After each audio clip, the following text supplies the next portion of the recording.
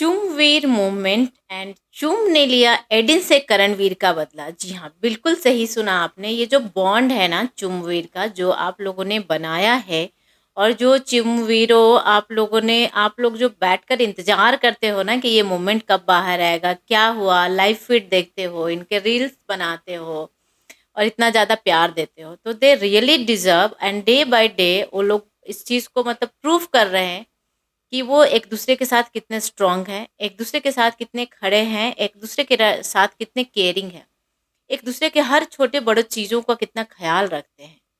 ये चीज़ मतलब हर टास्क में प्रूफ होकर आ रहा है। जैसा कि चलो पहले कल की टास्क की बात कर देते हैं। कल में जो हुआ, कल करणवीर ने वहाँ पे पेंटिंग का गेम चल रहा था, संचालक भाई अपना मज़े ले रहा था, और टाइम गॉड में जो दावेदारी बननी थी, आपस में कंटेस्टेंट लड़ेंगे, टास्क परफॉर्म करेंगे। नो डाउट सारा ने बहुत अच्छी स्केचिंग स्टार्ट करी थी, और करणवीर का ये दिमाग लगाया उसने कि अगर जो मैं इसे नहीं स्पॉइल करूँगा, नहीं रोकूंगा, अपना दिमाग नहीं लगाऊंगा, then she is going to full canvas. इतना अच्छा भाई अविनाश का फोटो बना के रख देगी वो, तो ऑब्वियसली ऑब्वियसली मजबूर हो जाएगा अविनाश अपना साइन करने पे उस पे।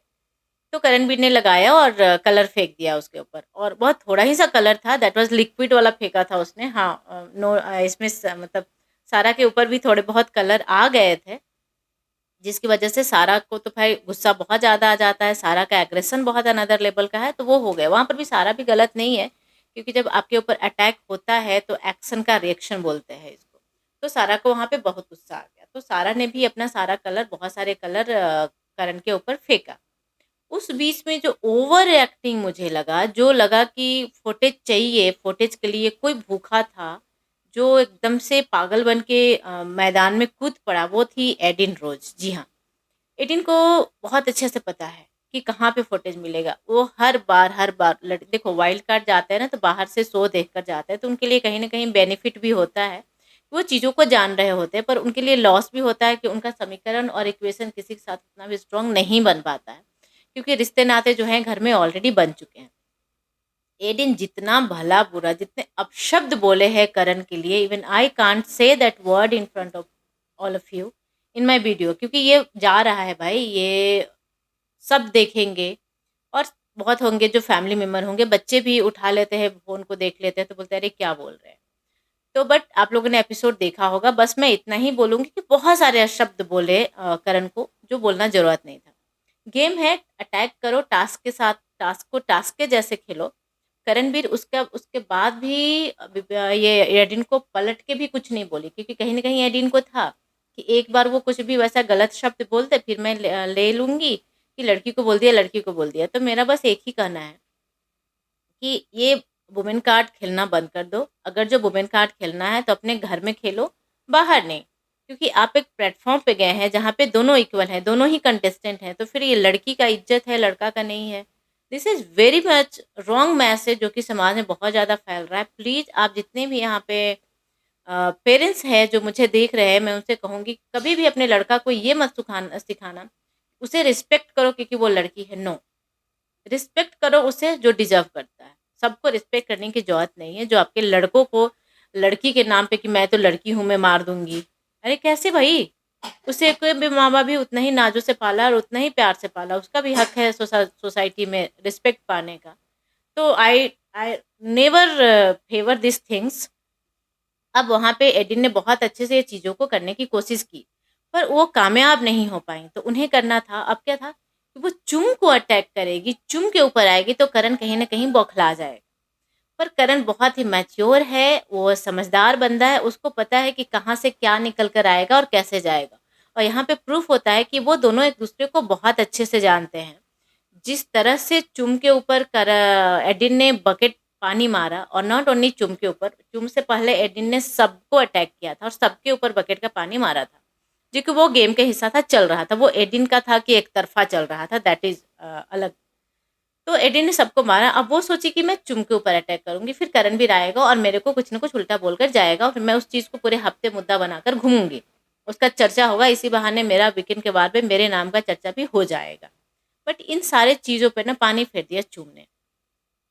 चुम भाई टास्क जब करती है ना, चुम जितने ही स्वीट लगती है, और है sweet no doubt at all, but उसका जो एक अलग रूप है जो उसने बोला है, ओपनली बोला है।